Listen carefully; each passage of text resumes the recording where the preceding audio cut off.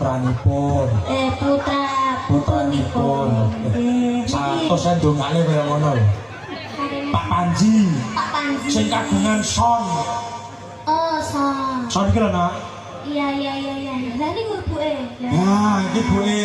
Bu Panji. Bu Panji Asmara Bangun. Bukan. Nah, niki sinten iki? Bapak Anton Amunisi. Iki sing biasane ambek cacangku diomongi Mboke Anton.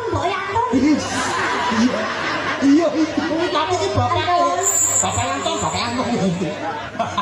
Temen biasane iki kojlokan cacar lho. Nggih, Pak. Niku lho, Pak. Pak Kapolsek. Ora iku jenenge Anton ya apa iki to? Dudu Pak Anton, nek Pak Anton iki Anton ingkang Kan nek Antonane kae lho. Anton sing tukang ngombe nggih nggih.